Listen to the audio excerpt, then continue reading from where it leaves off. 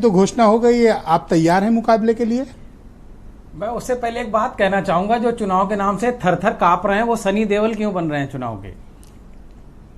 और दूसरा बधाई देना चाहूंगा, इसी आपके पटल पे अभी मैंने देखा समीर सिंह जी कटेरी की सीट निषाद पार्टी को दे रहे हैं। संजय निषाद जी को बहुत बहुत बधाई, चुनाव में मिलेंगे। और एक चिंता भी व्यक्त करना चाहूंगा, योगी जी ने मिल्कीपुर तो छोड़ दी और कटेरी दे रहे हैं निषाद पार्टी को, तो योगी जी अपना साइड में हो गए हैं कि ब्रजेश पाठक तुम चुनाव लड़ो, केशव प्रसाद मौर्य तुम चुनाव लड़ो, हम तो हारे या जीते हम सेफ साइड में खड़े। क्योंकि उनको पता है कि दिल्ली वालों ने बोला है यही तुम्हारा सेमीफाइनल है, यही तुम्हारा फाइनल है, जो 10 सीट में तय करोगे वही तुम्हारा विधाता तय करेगा।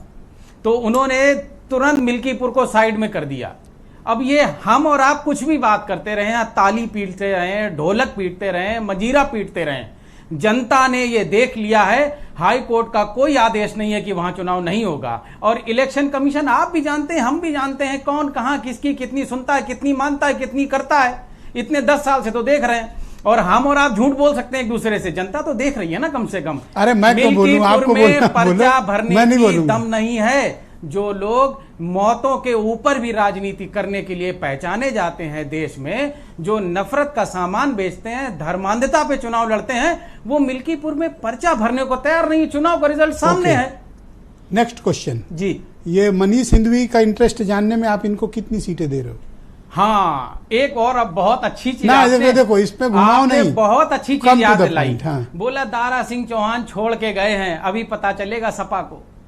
फिर मैनपुरी में बोला शिवपाल चाचा हमारे साथ आ रहे हैं, अभी पता चलेगा सपा को। अगले चुनाव में बोला अपर्णा यादव जी साथ आ रही हैं, अभी पता चलेगा सपा को।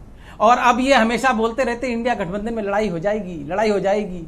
इसी लड़ाई की उम्मीद में बैठे। तो आज बता दो कितनी सीट दे रहे हो, चलो झंझट खत्म करो, बताओ आज। इंडिया गठबंधन के तौर पे लड़ेगा, इंडिया गठबंधन के तौर पे जीतेगा, क्योंकि हम संकल्पित हैं कि इस देश की जनता के लोकतंत्र को, संविधान की रक्षा की हमें जिम्मेवारी मिली है। कर्नल साहब, हम उसे निभाएंगे। कर्नल साहब, आपने 6 सीटें घोषित कर दी, आपने कांग्रेस से कोई कंसल्ट नहीं किया, किस बात का इंडिया अलायंस? इंडिया अलायंस बैठ के तय करेगा। डिबेट में कहने वाली नहीं, मैं आपको बताता हूं, दलों के कार्यकर्ताओं की जनभावना। आपने कांग्रेस का वही हाल कर रखा है जो हमारे संजय निषाद जी का है बीजेपी। नहीं, बिल्कुल नहीं, बिल्कुल नहीं। इनकी सीटें भी तय नहीं है सर। संजय निषाद जी वरिष्ठ हैं। देखिए, सवेरे समाजवादी पार्टी गठबंधन करते हैं, शाम को अमित शाह के पास। ये तो पुरानी टीस है आपकी सर। तो कांग्रेस राजनीति में जो आगे बढ़ गया सर। कांग्रेस को वहां मत रखिए। हमारे और कांग्रेस के बीच में तो आज डिबेट में मनीष हिंदवी के निकलने के पहले आप इनकी सीट फाइनल करो। हमारी गठबंधन आइडियोलॉजी की है। संजय निषाद जी तो दे दो, आइडियोलॉजी तो है ही सीट। संजय निषाद जी तो वहां संघर्ष कर रहे हैं दबे कुचलों की आवाज के लिए, और उनकी खुद की आवाज इतनी दबी है अपने दोस्त का क्लियर करो सर।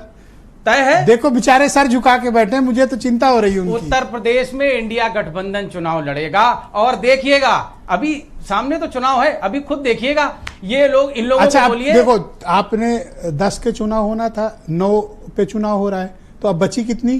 3 सीट। क्या कांग्रेस को आप 2-3 सीट के लायक भी नहीं समझते हो?